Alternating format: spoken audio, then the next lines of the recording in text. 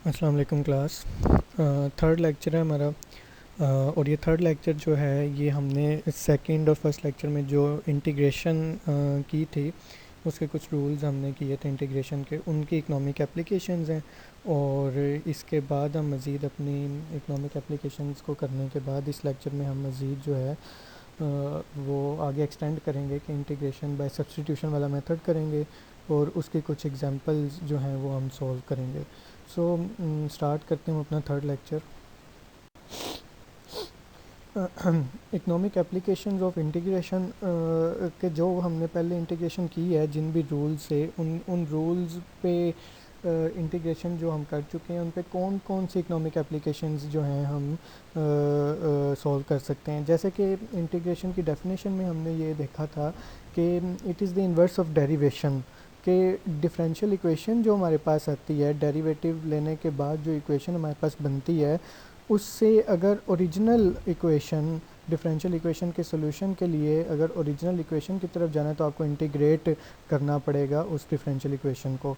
तो इसी तरीके से हमने कई इकोनॉमिक फंक्शंस पढ़े हैं, उनके डेरिवेटिव्स लिए हुए हैं, लाइक रेवेन्यू है, कॉस्ट है, आपके पास कंजम्पशन फंक्शन है, आपके पास इनकम एक्सपेंडिचर्स थे, इनकम थे, इन सब के डेरिवेटिव्स हमने लिए हुए हैं। लाइक अगर आप कॉस्ट की बात करें तो उससे डेरिवेटिव लेके मार्जिनल कॉस्ट फाइंड की है, रेवेन्यू की बात करें तो आपने उससे डेरिवेटिव लेके मार्जिनल रेवेन्यू निकाला है, प्रॉफिट की अगर आप बात करते हैं तो प्रॉफिट से मार्जिनल प्रॉफिट हमने निकाला हुआ है। तो ये जितने भी मार्जिनल आप निकालते थे, चेंज आप मेजर करते थे टोटल के अंदर, टोटल फंक्शन के अंदर, ये अब यहाँ पे डिफरेंशियल इक्वेशन है आपके पास। तो एग्जांपल नंबर 1 है इसकी, मार्जिनल कॉस्ट आपको दी हुई है एम सी, और ये मार्जिनल कॉस्ट किस तरीके से आपके पास आई है, change in total cost with respect to change in Q, यानी कि इस टोटल कॉस्ट के फंक्शन का डेरिवेटिव लिया हुआ है और वो डेरिवेटिव या वो मार्जिनल कॉस्ट कितनी है, 25 plus 30 minus 9 okay, this is the marginal cost function. इसके बाद आपको कंडीशन दी हुई है। कंडीशन क्या है, where fix cost is 55 when quantity is equal to 0। तो ये जो कंडीशन हमें दी हुई है,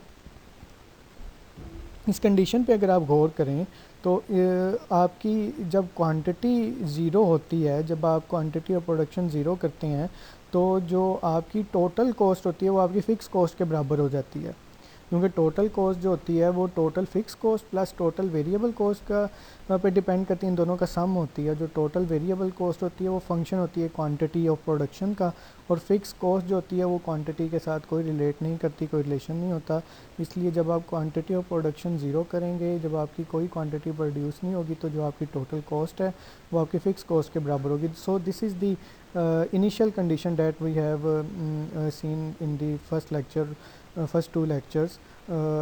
We can use this condition to find the constant value after solving the differential equation.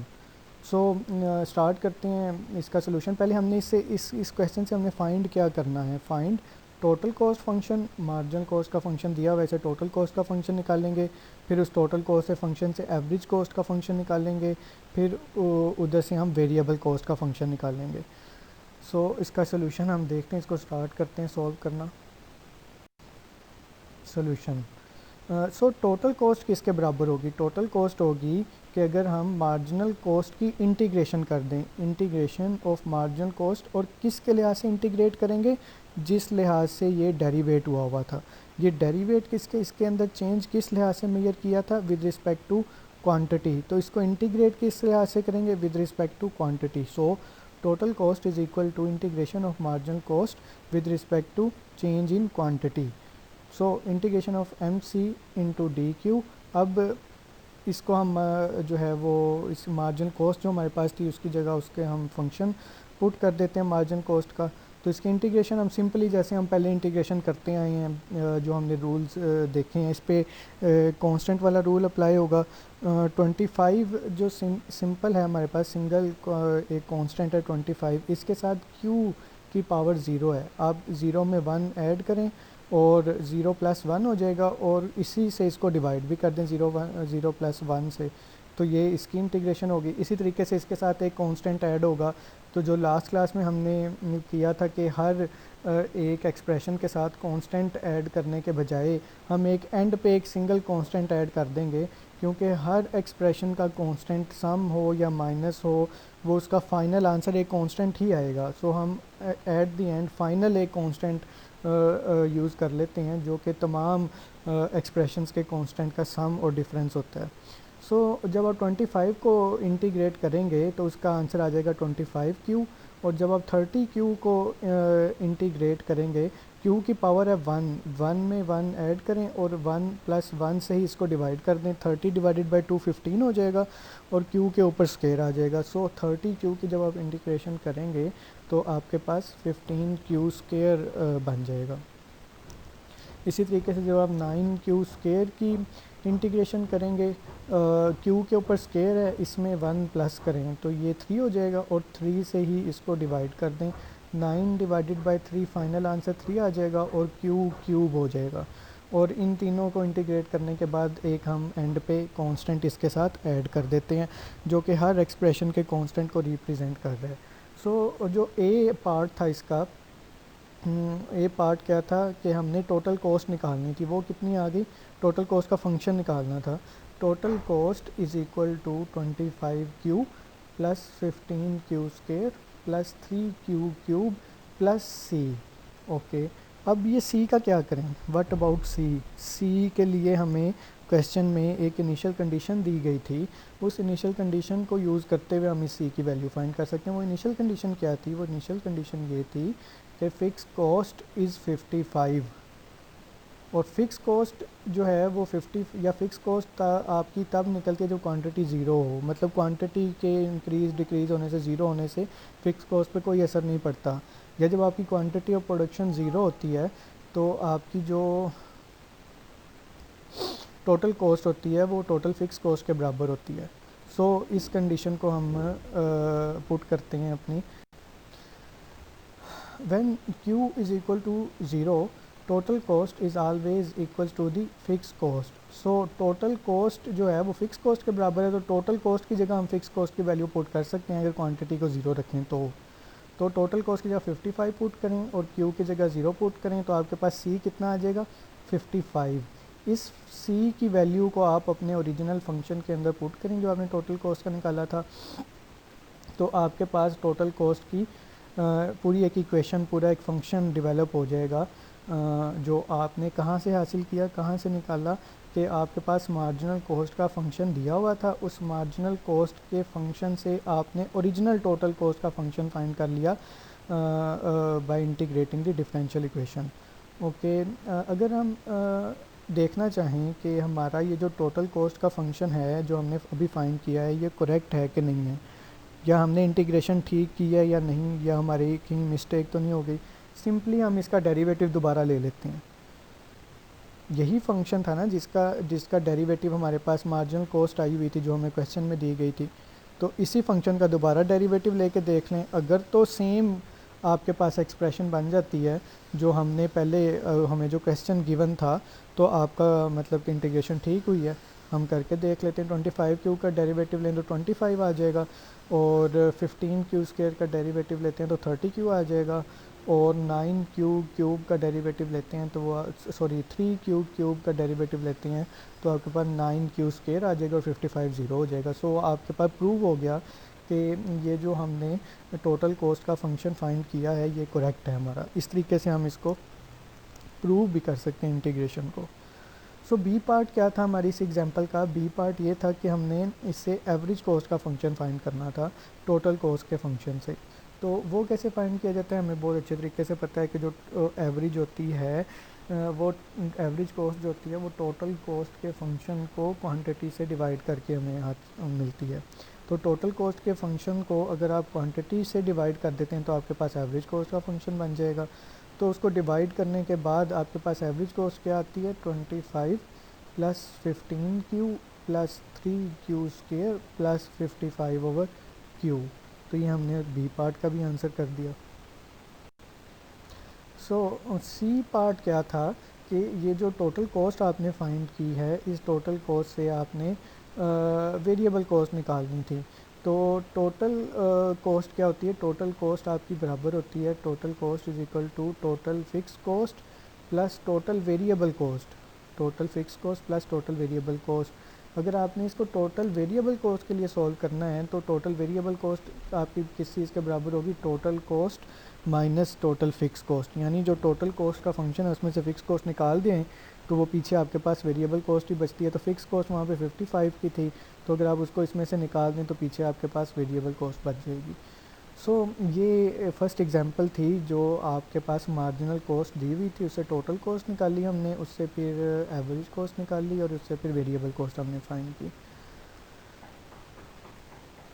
एक और एग्जांपल है आपके पास, that is marginal cost is equal to 32 plus 18 Q minus 12 Q square where total cost is 50 when Q is equal to 1। तो ये boundary condition आपको दी है, ये इनिशियल नहीं है। तो ये आपने खुद ही सॉल्व करनी है। पहले सिंपली आप क्या करेंगे कि मार्जिनल कॉस्ट जो दी है ऐसे टोटल कॉस्ट निकालेंगे, यानी टोटल कॉस्ट कैसे निकलेगी, integration of marginal cost with respect to Q. और जब आप उसका सी कांस्टेंट के साथ उसका फंक्शन ड्राइव कर लेंगे तो आप टोटल कॉस्ट की जगह 50 पुट करें और क्वांटिटी की जगह 1 पुट करें, हर क्यू की जगह 1 पुट करें, तो आपके पास जो है वो सी निकल आएगा कि सी कितना निकलता है। और जो पहले एग्जांपल के क्वेश्चंस थे like find the total cost function, find the total variable cost, find the average cost function, ये सारे आपने एग्जांपल नंबर 2 के लिए भी सॉल्व करने हैं। एक मैंने कमेंट स्टूडेंट्स में से किसी स्टूडेंट का देखा था कि उसमें रिक्वेस्ट की हुई थी कि मैं इनके साथ साथ आंसर्स आपको एग्जांपल्स के या एक्सरसाइजेस के बता दिया करूं। तो इसके लिए ये है कि आप लोग सॉल्व करें आपस में, और सॉल्व करने के बाद आंसर्स खुद अपने साथ स्टूडेंट्स या जो आप लोग ग्रुपिंग आपकी हुई है स्टूडेंट्स की, वो आप अपने आपस में जो है वो आंसर मैच करके देखें कि मैच होते हैं कि नहीं होते। इस तरह आपकी अच्छी प्रैक्टिस होगी। और अगर किसी को कोई समझ ना आए, किसी से सॉल्व ना हो, तो कमेंट में नीचे वो मुझे बता सकता है कि ये प्रॉब्लम आ रही है, तो हम उसको सॉल्व कर लेंगे। सो ये आपने एग्जांपल नंबर 2 जो है ये आपने खुद ही सॉल्व करनी है, जिस तरह हमने एग्जांपल नंबर 1 सॉल्व की है। एक और इसकी एग्जांपल करते हैं रेवेन्यू से। मार्जिनल रेवेन्यू अब आपको दिया हुआ है, मार्जिनल रेवेन्यू। सो मार्जिनल रेवेन्यू कैसे आता है, मार्जिनल रेवेन्यू आता है कि अगर आप टोटल रेवेन्यू के अंदर चेंज मेजर करते हैं विद रिस्पेक्ट टू क्वांटिटी, और मैथमेटिकल वे में अगर हम बात करें, डेरिवेटिव अगर आप लेते हैं टोटल रेवेन्यू का विद रिस्पेक्ट टू क्वांटिटी, तो आपके पास जो है वो मार्जिनल रेवेन्यू आ जाते हैं। तो मार्जिनल रेवेन्यू अगर आपको दिया हो तो मार्जिनल रेवेन्यू से आप टोटल रेवेन्यू कैसे फाइंड कर सकते हैं, total revenue is equal to integration of marginal revenue with respect to Q. So margin revenue आपको दिया हुआ 60 minus 2 Q minus 2 Q square. Okay, ये तो क्वेश्चन आ गया आपके पास। और फिर उसके बाद एक आपको कंडीशन भी दी हुई है, where total revenue is equal to 0 when quantity is equal to 0। तो ये इकोनॉमिक कंडीशन है एक, ये इकोनॉमिक थ्योरी पे कंडीशन जो है वो डेवलप की गई है कि अगर आप कोई क्वांटिटी जो है वो सेल नहीं करते, प्रोड्यूस नहीं करते, तो आप ज़ीरो रेवेन्यू अर्न करते हैं, क्योंकि रेवेन्यू जो होता है वो डायरेक्टली फंक्शन होता है आपका क्वांटिटी ऑफ प्रोडक्शन का या क्वांटिटी ऑफ सेल का। सो अगर आप क्वांटिटी ज़ीरो है आपकी तो आप रेवेन्यू भी ज़ीरो ही अर्न करेंगे। तो इसका सोल्यूशन हम निकालते हैं। पहले हम देखते हैं कि इसे हमने फाइंड क्या क्या चीज़ें करनी है। Find total revenue function and demand function. और वो डिमांड फंक्शन किस शेप का होना चाहिए, P is a function of Q. So पहले ए पार्ट का हम आंसर करते हैं कि हम सबसे पहले करते हैं कि इससे टोटल रेवेन्यू का फंक्शन निकालते हैं। टोटल रेवेन्यू कैसे निकलेगा, integration of margin revenue with respect to Q. तो इंटीग्रेट करते हैं 60 को। 60 को जब आप इंटीग्रेट करेंगे तो इसके साथ q की पावर 0 है, q की पावर 0 में 1 ऐड करें तो 1 हो जाएगा। 60 से 1 को डिवाइड कर दें तो आपके पास 60q इसकी इंटीग्रेशन के बाद इसका फाइनल आंसर आ जाएगा। उसी तरीके से एक यहाँ पे c ऐड होना चाहिए, लेकिन हम अल्टीमेटली एक फ़ाइनल कांस्टेंट एंड पे ऐड कर देंगे जो इन तमाम कांस्टेंट्स को रिप्रेजेंट करेगा। उसके बाद आपके पास 2q है, 2q इस 2q को जब आप इंटीग्रेट करेंगे, q की पावर 1 है, 1 प्लस करें, 1 प्लस 1 2 हो जाएगा और 2 से ही इसको डिवाइड कर दें, 2 से कैंसिल हो जाएगा और q की पावर वो स्क्वायर हो जाएगी। तो 2q को इंटीग्रेट करके आपके पास फाइनल आंसर जो है वो q स्क्वायर आ जाएगा। इसी तरीके से जब आप 2q स्क्वायर को इंटीग्रेट करेंगे तो आपके पास 2 प्लस 1 3 हो जाएगा और 3 से ही अगर आप इसको डिवाइड करते हैं तो 2/3 और q स्क्वायर की जगह q क्यूब हो जाएगा। तो 2q स्क्वायर की इंटीग्रेशन 2/3q क्यूब आ जाएगी और एक एंड पे हम कांस्टेंट ऐड कर देते हैं +c। सो इस मार्जिनल रेवेन्यू के फंक्शन को इंटीग्रेट करके टोटल रेवेन्यू कितना आया, 60q minus q square minus 2/3q cube plus c।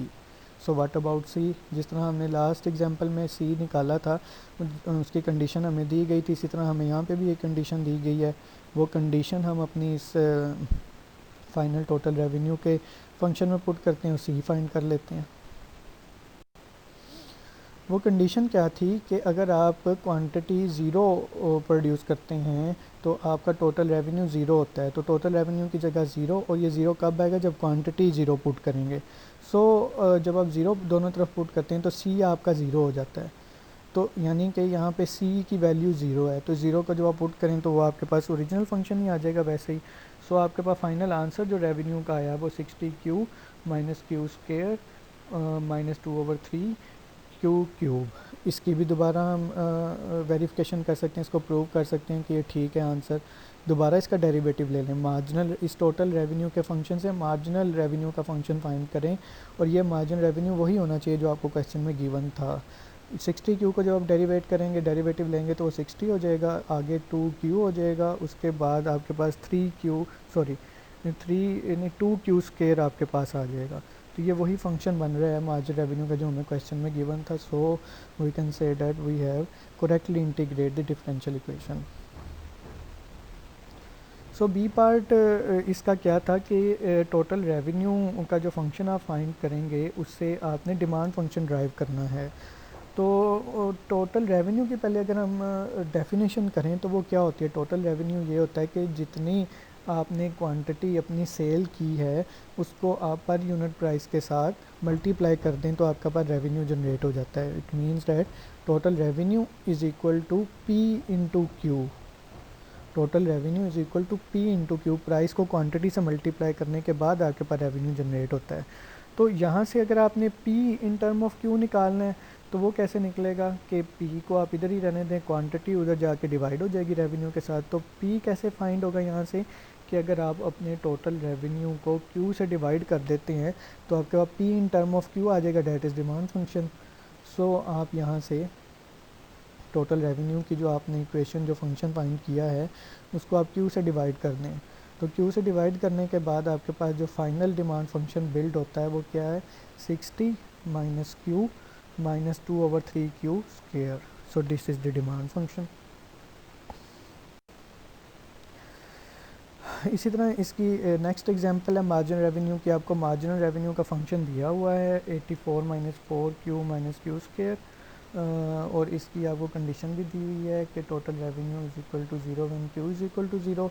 इसी तरीके से आपने इनसे ये चीज़ें फाइंड करनी है, टोटल रेवेन्यू का फंक्शन निकालना है और डिमांड फंक्शन फाइंड करना है। तो ये आपने उसी एग्जांपल नंबर 3 को देखते हुए फॉलो करते हुए आपने ये खुद सॉल्व करनी है। सो एग्जांपल नंबर 5, अब हमें एक और हमने कंसेप्ट पढ़ा है मार्जिनल प्रोस्पेंसिटी का। मार्जिन प्रोस्पेंसिटी टू कंज्यूम भी हमने पढ़ा है, मार्जिन प्रोस्पेंसिटी टू सेव भी पढ़ा है। मार्जिन प्रोस्पेंसिटी टू कंज्यूम जो है वो ये चीज़ शो करता है कि अगर आपकी इनकम में 1 यूनिट का चेंज आता है तो 1 यूनिट चेंज आपकी कंजम्पशन में कितनी चेंज लेके आती है।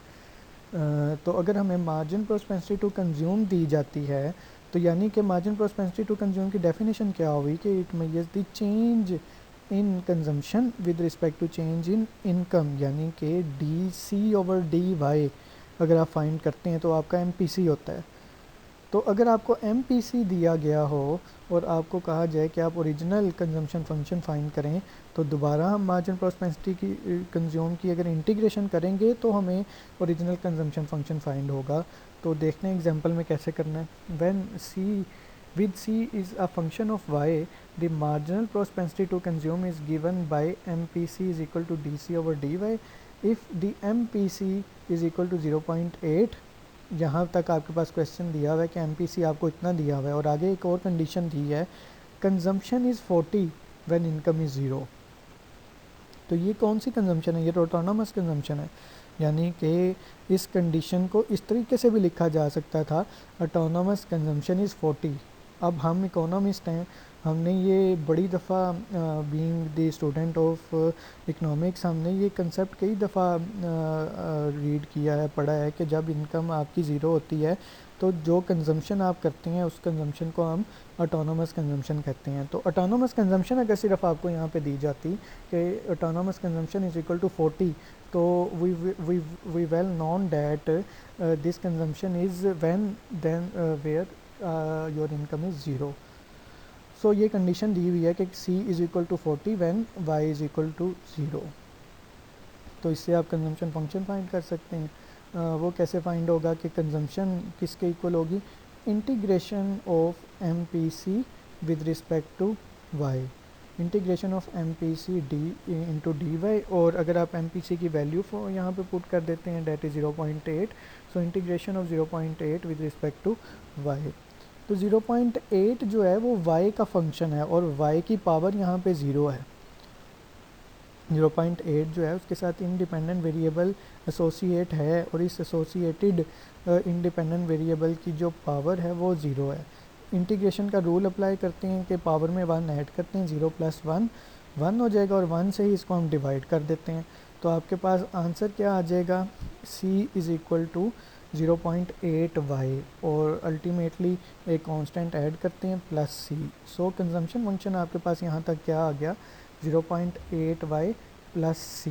अब हम C की वैल्यू, कांस्टेंट की वैल्यू फाइंड कर लेते हैं। कांस्टेंट की वैल्यू फाइंड करने के लिए हमें कंडीशन दी गई है। वो कंडीशन क्या है कि कंजम्पशन आपकी 40 होगी अगर इनकम ज़ीरो हो जाए। तो आप C की जगह 40 पुट करें और y की जगह 0 पुट करें और C की वैल्यू निकाल लें। सो C की जगह हमने 40 पुट किया और y की जगह 0 पुट किया, और C आपके पास 40 फाइंड हो गया। तो इस C की वैल्यू आप अगर पुट कर दें तो कंजम्पशन फंक्शन आपके पास आ जाएगा C is equal to 40 plus 0.8y। This is the original consumption function. इसको भी आप प्रूव कर सकते हैं कि कंजम्पशन फंक्शन आपने ठीक फाइंड किया है कि नहीं किया। वो कैसे कि आप यहाँ से दोबारा इसका डेरिवेटिव ले लें, DC ओवर dy, और देखें कि वही MPC आपके पास फाइंड होता है कि नहीं होता। तो 0.8 आ जाएगा, तो ठीक है, हमारा आंसर ये करेक्ट है। एग्जाम्पल नंबर 6 है, आपको MPC दिया गया है, और MPC क्या है कि it measures the change in saving with respect to change in income. So MPS is equal to DS, derivative of saving with respect to derivative of y, is equal to 0.5 minus 0.2 y की power minus 1/2। यानी इसको हम यूँ भी लिख सकते थे 0.5 minus 0.2 divided by half y, लेकिन अल्टरनेटिवली हमने इसको इस तरीके से लिखा है 0.5 माइनस 0.2y और y की पावर माइनस 1/2। सो ये आपके पास जो फंक्शन है ये MPS, margin propensity to save का फंक्शन है, यानी सेविंग के फंक्शन का डेरिवेटिव फाइंड करके आपके पास ये एक्सप्रेशन आई हुई है। तो इसके बाद कंडीशन क्या है कि there is this saving of 3.5 and income is 25। जब अगर हम इसको समझने की कोशिश करें कि अगर ये किसी बंदे का या किसी कंपनी का सेविंग फंक्शन है और वो कंपनी की इनकम अगर 20 रुपीज़ या $20 है, तो इस 20 रुपीज़ या इस $20 पे उसकी सेविंग पॉजिटिव नहीं है, ज़ीरो नहीं है, बल्कि डिस सेविंग है, यानी नेगेटिव है 3.5। तो इसका मतलब क्या है कि saving is equal to minus 3.5 when y is equal to 25। So ये आपके पास एक बाउंड्री कंडीशन दी गई है जिससे हम C की वैल्यू फाइंड कर सकते हैं। तो हम इसको सॉल्व करते हैं। तो ये आपने खुद ही सॉल्व करना है। तो मैंने आपको इसका तरीका बता दिया है कि पहले आप MPS को जो है वो इंटीग्रेट कर लें, सेविंग फंक्शन निकाल लें, और उसके बाद ये आप कंडीशन पुट कर दें तो आपके पास C की वैल्यू भी फाइंड हो जाएगी। प्रूव करने के लिए आपने दोबारा उसका डेरिवेटिव लेना है, तो आपको प्रूव हो जाएगा कि आपका क्वेश्चन ठीक है या नहीं। ये कुछ एग्जांपल्स थे जो हम पहले काम कर चुके थे लास्ट लेक्चर्स के अंदर, इकोनॉमिक एप्लीकेशंस थी उनकी।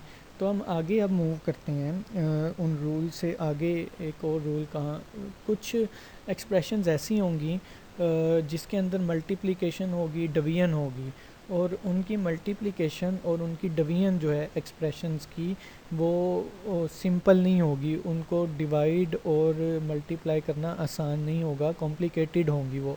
तो उनको उन कॉम्प्लिकेशंस से बचने के लिए हम इंटीग्रेशन के लिए एक नया रूल, एक आसान रूल जो है वो इंट्रोड्यूस करवाते हैं, यूज़ करते हैं, that is integration by substitution.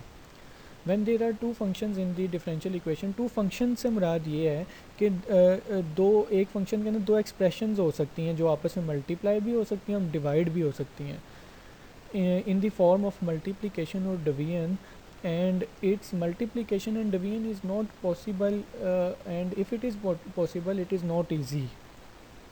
When we then we use integration by substitution. So इस तरह की जब हमारे पास एक्सप्रेशंस आ जाएंगी कि उनको मल्टीप्लाई करना और डिवाइड करना आसान नहीं होगा या वो पॉसिबल नहीं होगी, तो हम इंटीग्रेशन बाय सब्स्टिट्यूशन यूज़ करेंगे। और इसमें भी कुछ चीज़ें ऐसी आएंगी कि जिसमें इंटीग्रेशन बाय सब्स्टिट्यूशन भी यूज़ नहीं होगा। वो हम आगे जैसे जैसे चलते हैं वो हम देखेंगे कैसी कब वो प्रॉब्लम हमें फ़ेस करनी पड़ेगी कि ये इस तरह की एक्सप्रेशन बाय सब्स्टिट्यूशन से भी सॉल्व नहीं हो सकती, तो फिर हम इंटीग्रेशन बाय पार्ट्स पे जाएंगे। तो वो प्रॉब्लम हम अभी नेक्स्ट जो है वो स्लाइड्स में देखेंगे कि क्या आती हैं। तो उसका जर्नल रूल क्या है, integration of F of X into D X is equal to integration of U into D U over D X into D X. यानी इस एफ ऑफ एक्स को हमने यू में रिप्लेस करना है और डी एक्स को भी हमने जो है वो डी यू में रिप्लेस करना है, सब्स्टिट्यूट कर देना है आप अपने फंक्शन को x की जगह u की फॉर्म में, और फिर उसको सिंपली हमने वैसे इंटीग्रेट करना है जैसे हम पहले इंटीग्रेट करते आए हैं। तो इसको सॉल्व करते हैं, इसकी एग्जांपल्स हमें बहुत अच्छे तरीके से समझ आ जाएगी फिर। So example number 1, integration of 12x square into x cube plus 2 into D x. अब ये दो एक्सप्रेशंस आपस में मल्टीप्लाई हो रही हैं, इनकी मल्टीप्लिकेशन बहुत आसान है, ये बहुत आसानी से और बहुत इजीली ये मल्टीप्लाई हो सकती हैं आपस में। मल्टीप्लाई होने के बाद इनको हम सिंपली जैसे हम पहले इंटीग्रेशन करते हैं उस तरह इंटीग्रेट कर सकते हैं। लेकिन ये क्वेश्चन देने का मकसद ये है, सिंपल सा क्वेश्चन है, ताकि हमें एक बार प्रोसीजर पता चल जाए, एक बार तरीका आ जाए, स्टेप्स पता चल जाए कि हमने ये रूल अप्लाई कैसे करना है, फिर हम इसको कॉम्प्लिकेशन की तरफ लेके जाएंगे। तो ये आसान सा क्वेश्चन आपको पहले मैं एग्जांपल करवा रहा हूँ ताकि हमें तरीका आ जाए कि करना कैसे है। इन दो एक्सप्रेशंस में से जो 12x स्क्वायर है और जो एक्स क्यूब प्लस 2 है, इसमें हमने इन दोनों एक्सप्रेशन में से किसी एक एक्सप्रेशन को u लेट करना है, u लेट करना है। और u लेट करने के बाद हमने जो dx है उसको du की फॉर्म में लेके आना है। ओके, तो अब सवाल ये पैदा होता है कि इन दोनों एक्सप्रेशंस में से कौन सी एक्सप्रेशन को हम u लेट करेंगे। अच्छा, जब हमने डी एक्स को डी यू की फॉर्म में तब्दील करना है तो वो तब तब्दील होगा कि डी यू की फॉर्म में उसको रिप्लेस करने के बाद ये वाला डी एक्स उससे एलिमिनेट हो जाए ताकि डी यू अकेला रह जाए। और इधर से जो हम यू जो है वो लेट करेंगे, ज्यूम करेंगे, उस यू के डेरिवेटिव लेंगे एक्स के लिहाज से, और उस डेरिवेटिव के आंसर से जो दूसरी एक्सप्रेशन है एक्स की, वो एक्स कैंसिल आउट होना चाहिए ताकि दोनों तरफ मतलब u with respect to u रह जाए। तो फिर ये क्वेश्चन सब्स्टिट्यूशन से सॉल्व होगा। तो हम इसमें से वो वाली एक्सप्रेशन को u लेट करेंगे जिसके डेरिवेटिव से दूसरी वाली एक्सप्रेशन का x कम्प्लीटली फैक्टर्ड आउट हो जाए, कम्प्लीटली कैंसिल हो जाए। अगर वो कम्प्लीटली फैक्टर आउट नहीं होता तो हम जो है वो इंटीग्रेशन बाय सब्स्टिट्यूशन अप्लाई नहीं कर सकते, हम इंटीग्रेशन बाय पार्ट्स पे जाना पड़ेगा। So we will assume that function as u from the given two expressions which eliminate the other expression with its derivative. तो अगर हम x 12x स्क्वायर को हम u अगर लेट सपोज अगर हम इसको u सपोज कर लेते हैं और हमने ऊपर बात की है which eliminate the other expression with its derivative. यानी कि जिसको u लेट करेंगे उसका डेरिवेटिव लेंगे, उसके डेरिवेटिव से दूसरी चीज़ ख़त्म होनी चाहिए। अगर हम 12x² का डेरिवेटिव लेते हैं तो वो तो आ जाता है 24x, और 24x जो है वो x³ को एलिमिनेट नहीं कर सकता, तो ये हम नहीं ले सकते।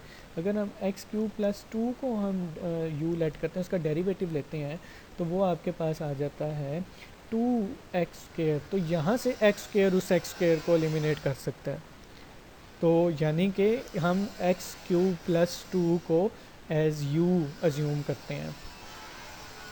सो we let u is equal to x³ + 2। अब इसका हम फर्स्ट स्टेप ये है कि जो u आप अज्यूम कर लेते हैं उसका आपने डेरिवेटिव लेना है x के लिहाज से। So du/dx is equal to 3x²। अच्छा, एक चीज़ तो ये आ गई। अब आपने इसको dx को रिप्लेस करना है। एक तो आपने यहाँ पे सब्स्टिट्यूशन कर देनी है कि x³ की जगह x³ + 2 की जगह u पुट कर देना है, और फिर dx की जगह भी आपने रिप्लेसमेंट करनी है कि इसको आपने शेप देनी है, इसको आपने चेंज करना है du की फॉर्म में। तो उसके लिए आप du/dx is equal to 3x से dx के लिए इसको सॉल्व कर लें। तो dx के लिए जब आप इसको सॉल्व करेंगे तो dx is equal to du/3x² आ जाएगा। तो वो आपके पास सब्स्टिट्यूशन के लिए दो चीज़ें मौजूद हैं। पहला u है, u यानी x³ + 2 की जगह u आ जाएगा, और dx की जगह du/3x² आ जाएगा। हम पुट करते हैं ये दोनों चीज़ें अपने फाइनल क्वेश्चन के अंदर। Now put the value of u and dx in original differential equation. जब आप उसमें पुट करेंगे तो वो आपके पास हो जाएगा इंटीग्रेशन ऑफ 12x², आगे था x³ + 2, उसकी जगह u आ गया, और उससे आगे था dx, और उसकी जगह आ गया d/3x²। अब ये जो 3x² है ये कैंसिल आउट कर रहा है आपके 12x² को, किससे? 4 से, यानी x² से कैंसिल आउट हो जाएगा। 3 12 को 4 से जो है वो डिवाइड करेगा, तो आपके पास क्या बचेगा पीछे? यानी कि आपके पास आ जाएगा integration of 4u। 3x² 12x² को अगर आप 3x² से डिवाइड करते हैं तो फाइनल आंसर आपके पास 4 आता है। तो 4 इधर आ जाएगा, और u आपके पास वैसे ही आ गया, और पीछे आपके पास du बचा था। तो सिंपल, ये बहुत ही सिंपल अब आपके पास एक्सप्रेशन बन गई है कि integration of 4u with respect to u। Simply जैसे हम पहले इसकी इंटीग्रेशन करते हैं हम कर देते हैं। u के ऊपर पावर 1 है, तो 1 में 1 ऐड करें 2 हो जाएगा। 4 डिवाइडेड बाई 2, 4 डिवाइडेड बाई 2, तो आपके पास जो है वो 2 हो जाएगा, और u के ऊपर स्केयर आ जाएगा, और इस तरीके से हम c एक ऐड कर देंगे। तो आपके पास फाइनल आंसर क्या आएगा? 2u² + c। ओके, यहाँ तक सॉल्व हो गया। लेकिन इसको ओरिजिनल फॉर्म में लाने के लिए हमें जो u हमने लेट किया था वो हम दोबारा यहाँ पे उसको रिप्लेस कर देते हैं, जो u हमने लेट किया हुआ था। यहाँ तक क्वेश्चन सॉल्व हो गया, इंटीग्रेशन हो गई। लेकिन हमारे पास जो गिवन फंक्शन था, जो गिवन क्वेश्चन था, वो u की फॉर्म में नहीं था, वो x की फॉर्म में था। तो हमें इसको दोबारा उसी शक्ल में लेके आना पड़ेगा। उसके लिए u जो हमने लेट किया हुआ था उसकी जगह उसका ओरिजिनल u पुट कर देते हैं कि क्या था, वो था x³ + 2। तो 2 × x³ + 2 whole square plus c is the final answer.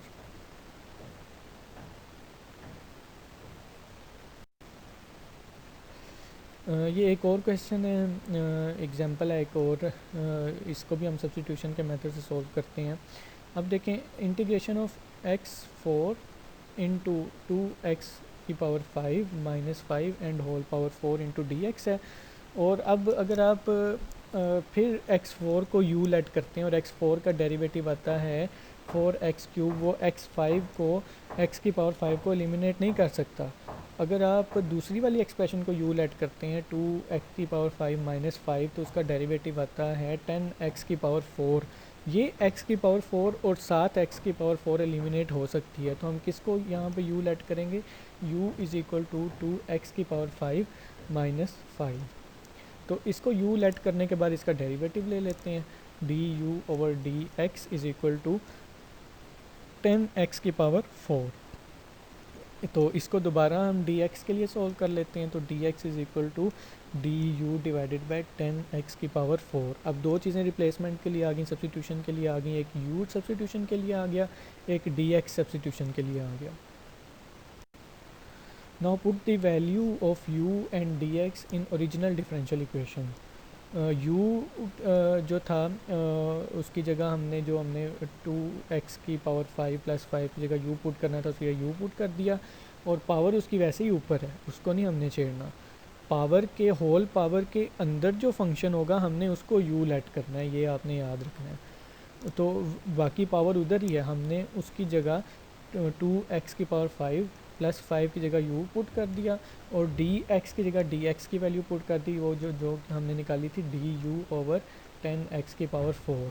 तो अब ये x की पावर 4 और उधर से x की पावर 4 ये कैंसिल आउट हो जाएगा। तो पीछे आपके पास बचेगा इंटीग्रेशन ऑफ u की power 4 into D U over 10। इस 10 को अगर आप साइड पे निकाल लें तो वो आपके पास 1 ओवर 10 हो जाएगा। तो फिर आपके पास क्या रह जाएगा, इंटीग्रेशन ऑफ 1 ओवर 10 यू की power 4 into D you. Simple वही क्वेश्चन बन गया जो हम पहले करते हैं, सिंपल इंटीग्रेशन इसकी हम अप्लाई कर देते हैं। आपके पास कांस्टेंट को आप इंटीग्रेशन से अगर बाहर निकाल देते हैं, 1 ओवर 10 को अगर आप बाहर निकाल दें, बाद में इसके आंसर के साथ मल्टीप्लाई कर देंगे तो पीछे आपका 1 बच जाता है। तो 1 डिवाइडेड बाई 4 प्लस 1, और ऊपर u की पावर में भी 4 प्लस 1 हो जाएगा। तो आपके पास आ जाएगा 1 ओवर 10 इंटू 1 ओवर 5, तो वो आपके पास हो जाएगा 1 ओवर 50, और साथ आप c ऐड कर दें, 1 ओवर 50 u की पावर 5 प्लस c। तो दोबारा इसको, ये आंसर यहाँ पे ओके हो गया, ये सॉल्व हो गया, इंटीग्रेशन हो गई। लेकिन ओरिजिनल एक्सप्रेशन में जाने के लिए, उसकी तरफ जाने के लिए दोबारा आपको इसको x की फॉर्म में लाना पड़ेगा, और x की फॉर्म में लाने के लिए आप इसकी u की पावर वापस यहाँ पे पुट करें, जो कि 2x की पावर 5 माइनस 5 थी। तो आपका फाइनल आंसर आ जाएगा, इसको हम यूँ भी एक्सप्लेन कर सकते हैं, 2x की पावर 5 माइनस 5 की whole power 5 divided by 50 plus c। तो ये इसकी, अब इसको भी आप अब इम्प्रूव कर सकते हैं कि ठीक है कि नहीं है। इसका आप डेरिवेटिव ले लें, जनरलाइज पावर फंक्शन रूल से आप इसका डेरिवेटिव ले लें, तो ये आपका ये पता चल जाएगा कि ठीक है कि नहीं। ये एक्सरसाइज है सब्स्टिट्यूशन मेथड की। ये दो क्वेश्चन आपको दिए हुए हैं, integration of 6x minus 11 whole power minus 5 into D X, और integration of X square divided by 4x cube plus 7 whole square into D X. तो पहला जो क्वेश्चन है उसमें आपने 6x माइनस 11 को u लेट कर लेना है, 6x माइनस 11 को u लेट कर लेना, माइनस 5 आपके पास u के ऊपर वैसे ही आ जाएगा, फिर इसका डेरिवेटिव ले लेना है। तो इस तरीके से इसका हिंट है। जो दूसरे वाला है उसको आप एक्स स्क्वेयर को इधर रहने दें, नीचे वाली एक्सप्रेशन जो है वो ऊपर मल्टीप्लाई कर दें, उसके साथ ऊपर ले आएं, उसकी पावर जो है वो नेगेटिव हो जाएगी। तो ये हो जाएगा X square into 4x cube plus 7 whole power minus 2। इसमें आप 4x क्यूब प्लस 7 को u लेट कर लें, और u लेट करने के बाद इसको आप वैसे ही जैसे सब्स्टिट्यूशन का मेथड हम पहले दो क्वेश्चंस में कर चुके हैं वो अप्लाई करते हैं। अच्छा, जब दोनों के c निकल आएंगे तो इन c की वैल्यू फाइंड करने के लिए आपको एक बाउंड्री कंडीशन दी गई है। जब फाइनल आंसर आपके पास c के साथ आ जाएंगे तो आप y की जगह 10 पुट करें और x की जगह 2 पुट करें, और आप इसको c की वैल्यू फाइंड कर लें, तो आपके पास एक कंप्लीट फंक्शन जो है वो सॉल्व हो जाएगा। Okay, integration by substitution for exponential functions. Exponent के अगर फंक्शन हो तो उनकी सब्स्टिट्यूशन के थ्रू कैसे इंटीग्रेशन की जा सकती है। एक इंटीग्रेशन के लिए क्वेश्चन दिया गया हुआ है, integration of x cube into exponent of x की पावर 4। ये एक्स 4 नहीं है, ये एक्स की पावर में 4 है आपके पास। दोबारा रिपीट करें, उसको ठीक कर लीजिएगा। Integration of x cube into exponent of x की पावर 4 इंटू डी एक्स। तो अब यहाँ पे हम कौन से फंक्शन को u लेट करेंगे। In exponential function we let the expression as u that is in the power of exponent. जो एक्सपोनेंट की पावर होगी, जो एक्सपोनेंट की पावर के ऊपर फंक्शन होगा, उसको हम u लेट करेंगे। तो इस गिवन क्वेश्चन के अंदर, इस गिवन एग्जांपल के अंदर आपकी एक्सपोनेंट के ऊपर जो पावर है वो है x की पावर 4। तो हम x की पावर 4 को u लेट करते हैं, let u is equal to x की पावर 4। दोबारा वही प्रोसीजर है, u लेट कर लिया आपने, अब इसका डेरिवेटिव ले लें x के लिहाज से, D U over D x आपके पास 4x³ आ जाएगा। नेक्स्ट स्टेप ये है कि आप इस यहाँ से इसको dx के लिए सोल्व कर लें, तो dx आपके पास आ जाएगा dx is equal to D U over 4x³। दो चीज़ें आगे रिप्लेसमेंट के लिए, एक u को रिप्लेस करना है, सब्सिट्यूट करना है, और एक dx को सब्सिट्यूट करना है। तो जो आप u को और dx को सब्सिट्यूट करते हैं तो आपके पास क्या आ जाता है, integration of x³ into exponent of u into D x की जगह आपके पास आ गया D U divided by 4x³। अब ये जो x³ है ये आपके शुरू वाले x³ के साथ कैंसिल आउट हो जाएगा, पीछे आपके पास क्या बचेगा, आपके पास डिनोमिनेटर में 4 रह जाएगा। इसको हम एडजस्ट कर लेते हैं। इसको एडजस्ट करने के बाद अगर हम इस डिनोमिनेटर के 4 को साइड पे निकाल लेते हैं तो आपके पास आ जाता है integration of 1/4 into exponent of u into D you. Simple अभी एक्सपोनेंट वाला क्वेश्चन बन गया जैसे हमने पहले सॉल्व किए हुए एक्सपोनेंट वाले क्वेश्चन। एक्सपोनेंट वाले क्वेश्चन का रूल हमें पता है कि एक्सपोनेंट के ऊपर जो फंक्शन होता है उसका डेरिवेटिव लेते हैं और उसके डेरिवेटिव से पूरी एक्सप्रेशन को डिवाइड कर देते हैं तो उसकी इंटीग्रेशन हो जाती है। तो अगर हम इसकी इंटीग्रेशन करें तो एक्सपोनेंट के ऊपर है u और u का डेरिवेटिव लेते हैं तो 1 आता है, और 1 के साथ अगर आप पूरी इस एक्सप्रेशन को डिवाइड करते हैं तो वो दोबारा वही एक्सप्रेशन आ जाती है, 1/4 इंटू एक्सपोनेंट ऑफ u। ये इसकी इंटीग्रेशन हो गई और हम c ऐड कर देते हैं साथ। दोबारा मैं इसको रिपीट कर रहा हूँ कि एक्सपोनेंट का जो हमने रूल पढ़ा था वो ये था कि एक्सपोनेंट के ऊपर जो फंक्शन होता है उसके फंक्शन का डेरिवेटिव लेते हैं और उसके डेरिवेटिव से, उसके डेरिवेटिव के आंसर से आप अपनी एक्सप्रेशन को डिवाइड कर देते हैं। सो इस एग्जांपल के अंदर एक्सपोनेंट के ऊपर जो फंक्शन है वो सिर्फ u है, और u का जब आप डेरिवेटिव लेंगे तो वो 1 आएगा, और 1 से जब आप इसको डिवाइड करेंगे तो कोई एक्सप्रेशन पे असर ही नहीं होगा। तो आपके पास जो है वो 1/4 इंटू एक्सपोनेंट ऑफ u आपके पास आ जाएगी प्लस c। ओके,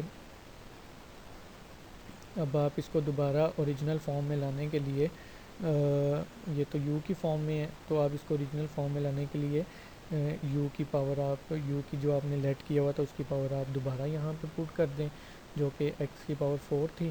तो आप इसको y is equal to 1/4 into exponent of x की पावर 4 प्लस c आपके पास इसका आंसर आ जाएगा।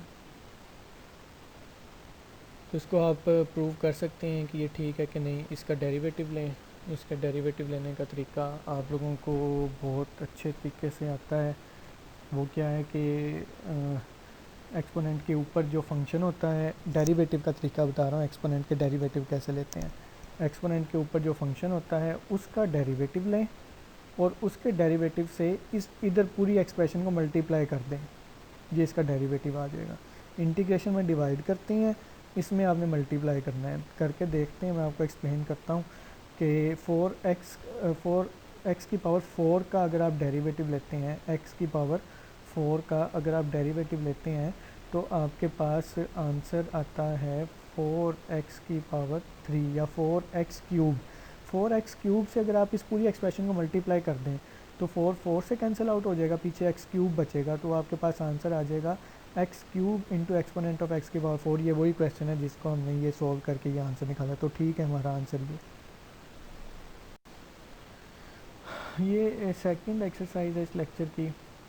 आपको दो क्वेश्चन दिए हुए हैं। ये जो फर्स्ट क्वेश्चन है इसको मैं रीड कर रहा हूँ, इसको थोड़ा ठीक करना है आपने, याद से इसको ऐसे सॉल्व नहीं करना। Integration of 24x into exponent की पावर 3x² है। ये एक्सपोनेंट के ऊपर है 3x²। मैं दोबारा रिपीट कर रहा हूँ, एक्सपोनेंट के ऊपर है 3x² इंटू डी एक्स। और जो दूसरा क्वेश्चन है वो है integration of 14 into exponent of exponent of 2x plus 7। पहले वाले क्वेश्चन में आप 3x² को u लेट करेंगे और दूसरे वाले क्वेश्चन में आप 2x प्लस 7 को वो जो है वो यू लेट करेंगे और नीचे इनकी बाउंड्री कंडीशंस भी दी गई हैं। आप इनकी बाउंड्री कंडीशन से सी जो है वो फाइंड करेंगे।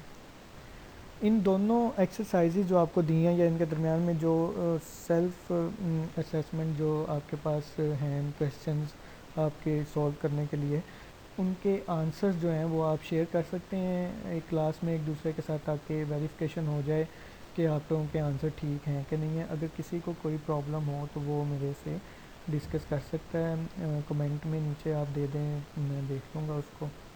सो नेक्स्ट लेक्चर में हम इंशाल्लाह पहले इसकी इकोनॉमिक एप्लीकेशंस करेंगे इंटीग्रेशन सब्स्टिट्यूशन की एक्सपोनेंट के साथ, और उसके बाद हम इंटीग्रेशन बाय पार्ट्स पे जाएंगे।